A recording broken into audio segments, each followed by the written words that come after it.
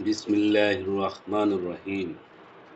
হে মানব সমাজ, তোমরা তোমাদের পালনকর্তাকে ভয় করো, যিনি তোমাদেরকে এক ব্যক্তি থেকে সৃষ্টি করেছেন এবং যিনি তার থেকে তার সঙ্গিনীকে সৃষ্টি করেছেন আর বিস্তার করেছেন তাদের দুজন থেকে অগণিত পুরুষ ও নারী। আর আল্লাহকে ভয় করো, যার নামে তোমরা একে অপরের নিকট যাঞ্চা করে থাকো এবং আত্মীয় জ্ঞাতিদের ব্যাপারে সতর্কতা অবলম্বন করো। নিশ্চয়ই আল্লাহ তোমাদের ব্যাপারে সচেতন রয়েছেন। এতিমদেরকে তাদের সম্পদ বুঝিয়ে দাও। খারাপ মালামালের সাথে ভালো মালামালের অদল-বদল করো না। আর তাদের ধন-সম্পদ নিজেদের ধন-সম্পদের সাথে সংমিশ্রিত করে তা গ্রাস করো না। নিশ্চয়ই এটা বড়ই মন্দ কাজ।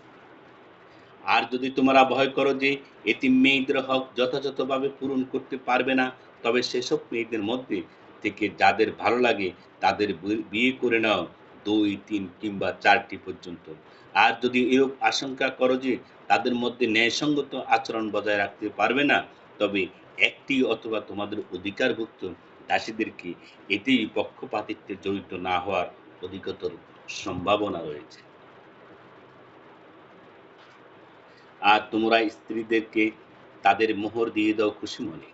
তারা যদি খুশি হয় তা থেকে অংশ ছেড়ে দেয়, তবে তা তোমরা স্বাচ্ছন্দ্যে ভোগ করো। আর যে সম্পদকে আল্লাহ তোমাদের জীবনযাত্রার অবলম্বন করেছেন, তা অর্বাচীনদের হাতে তুলে দিও না, বরং তা থেকে তাদের খাওয়াও, পরাও এবং তাদেরকে সান্ত্বনার বাণী শোনাও। আর এতিমদের প্রতি বিশেষভাবে নজরও রাখবে, যে পর্যন্ত না তারা বিয়ের বয়সে পৌঁছে। যদি তাদের মধ্যে বুদ্ধি বিবেচনার উন্মেষ আঁচ করতে পারো, তবে তাদের সম্পদ তাদের হাতে অর্পণ করতে পারো। এতিমদের মাল প্রয়োজন অতিরিক্ত খরচ করো না, বা তারা বড় হয়ে যাবে মনে করে তাড়াতাড়ি খেয়ে ফেলো না। তারা সচ্ছল তারা অবশ্যই এতিমের মাল খরচ করা থেকে বিরত থাকবে। আর যে অভাবগ্রস্ত, সে সঙ্গত পরিমাপ মান খেতে পারে, অথচ তাদের হাতে তাদের সম্পদ প্রত্যার্পণ করো, তখন সাক্ষী রাখবে। অবশ্যই আল্লাহই হিসাব নেয়ার ব্যাপারে যথেষ্ট। পিতামাতা ও আত্মীয়-স্বজনদের পরিত্যক্ত সম্পত্তিতে পুরুষদের অংশ আছে এবং পিতামাতা ও আত্মীয়-স্বজনদের পরিত্যক্ত সম্পত্তিতে নারীদেরও অংশ আছে। অল্প হোক কিংবা বেশি, এ অংশ নির্ধারিত। সম্পত্তি বন্টনের সময় যখন আত্মীয়-স্বজন, এতিম, মিসকিন উপস্থিত হয়, তখন তা থেকে তাদের কিছু খাইয়ে দাও এবং তাদের সাথে কিছু সদালাপ করো। তাদের ভয় করা উচিত, যারা নিজেদের পাশ্চাত্যে দুর্বল অক্ষম সন্ততি ছেড়ে গেলে তাদের জন্যও তারা আশঙ্কা করে। সুতরাং তারা যেন আল্লাহকে ভয় করে এবং সঙ্গত কথা বলে। যারা এতিমের অর্থ সম্পদ অন্যায়ভাবে খায়, তারা নিজেদের পেটে আগুনে ভর্তি করেছে এবং সত্তরই তারা অগ্নিতে প্রবেশ করবে।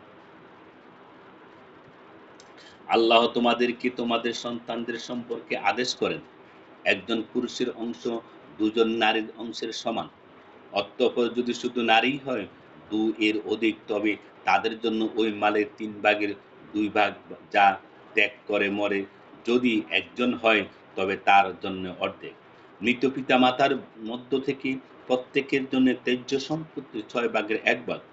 তেমনি মৃত পুত্র থাকে, যদি মৃত পুত্র থাকে। যদি পুত্র না থাকে এবং পিতা-মাতাই ওয়ারিশ হয়, তবে মাতা পাবে ৩ ভাগের ১ ভাগ। অতঃপর যদি মৃতের কয়েকজন ভাই থাকে, তবে তার তার মাতা পাবে ৬ ভাগের ১ ভাগ ও ওসিয়তের পর, যা করে মরেছে, কিংবা ঋণ পরিশোধের পর। তোমাদের পিতা ও পুত্রের মধ্যে কে তোমাদের জন্য অধিক উপকারী, তোমরা জানো না। এটা আল্লাহ কর্তৃক নির্ধারিত অংশ। নিশ্চয়ই আল্লাহ সর্বজ্ঞ, রহস্যবিদ। আর তোমাদের হবে অর্ধেক সম্পত্তি, যা ছেড়ে যায় তোমাদের স্ত্রীরা, যদি তাদের কোনো সন্তান না থাকে। যদি তাদের সন্তান থাকে, তবে তোমাদের হবে ১/৪ ওই সম্পত্তির যা তারা ছেড়ে যায়, ওসিয়তের পর যা তারা করে এবং ঋণ পরিশোধের পর। স্ত্রীদের জন্য ১/৪ হবে ওই সম্পত্তির যা তোমরা ছেড়ে যাও, যদি তোমাদের কোনো সন্তান না থাকে। আর যদি তোমাদের সন্তান থাকে, তবে তাদের জন্য হবে ওই সম্পত্তির ৮ ভাগের ১ ভাগ এবং যা তোমরা ছেড়ে যাও ওসিয়তের পর, যা তোমরা করো এবং ঋণ পরিশোধের পর। যে পুরুষের ত্যায্য সম্পত্তি তার যদি পিতা, পুত্র কিংবা স্ত্রী না থাকে এবং এই মৃত্যুর এক ভাই কিংবা এক বোন থাকে, তবে উভয় প্রত্যেকে ৬ ভাগের ১ ভাগ পাবে।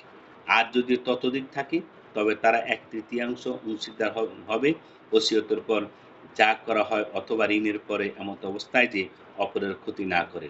এই বিধান আল্লাহর, আল্লাহ সর্বজ্ঞ সহনশীল। এগুলো আল্লাহর নির্ধারিত সীমা। যে কেউ আল্লাহর ও রসুলের আদেশ মতো চলে, তিনি তাকে জান্নাত সমূহে প্রবেশ করাবেন, যেগুলো তলদেশ দিয়ে চতুর্দিনই প্রবাহিত হবে, তারা সেখানে চিরকাল থাকবে। এ হলো বিরাট সাফল্য। যে কেহ আল্লাহ ও রসুলের অবাধ্যতা করে এবং তার সীমা অতিক্রম করে, তিনি তাকে আগুনে প্রবেশ করাবেন, সে সেখানে চিরকাল থাকবে। তার জন্য রয়েছে অপমানজনক শাস্তি।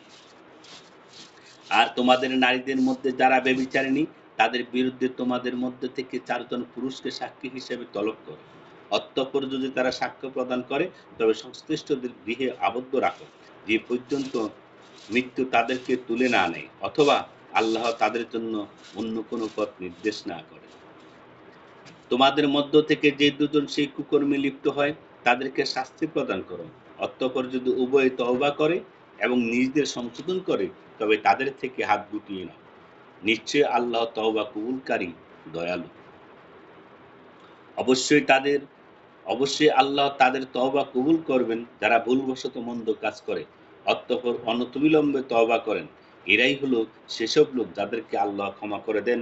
আল্লাহ মহা জ্ঞানী, রহস্যবিদ। আর এমন লোকদের আর এমন লোকদের জন্য কোনো ক্ষমা নেই, যারা মন্দ কাজ করতেই থাকে। এমনকি যখন তাদের কারো মাথার উপর মৃত্যু উপস্থিত হয়, তখন বলতে থাকে, আমি এখন তওবা করছি। আর তওবা নেই তাদের জন্য যারা কুফরী অবস্থায় মৃত্যুবরণ করে। আমি তাদের জন্য যন্ত্রণাদায়ক শাস্তি প্রস্তুত রেখেছি। হে ঈমানদারগণ, বলপূর্বক নারীদেরকে উত্তরাধিকারী গ্রহণ করা তোমাদের জন্য হালাল নয় এবং তাদেরকে আটক রেখো না, যাতে তোমরা তাদেরকে যা প্রদান করেছ তার কিয়দংশ নিয়ে নাও। কিন্তু তারা যদি কোনো প্রকাশ্য অশ্লীলতা করে, নারীদের সাথে সৎভাবে জীবনযাপন করো। অতঃপর যদি তাদেরকে অপছন্দ করো, তবে হয়তো তোমরা এমন এক জিনিসকে অপছন্দ করছ, যাতে আল্লাহ অনেক কল্যাণ রেখেছেন। যদি তোমরা এক স্ত্রীর স্থলে অন্য স্ত্রী পরিবর্তন করতে ইচ্ছা করো এবং তাদের একজনকে প্রচুর সম্পদ প্রদান করো থাকো, তবে তা থেকে কিছুই ফেরত গ্রহণ করো না। তোমরা কি তা অন্যায়ভাবে ও প্রকাশ্য গুনার মধ্যে মধ্যে গ্রহণ করবে?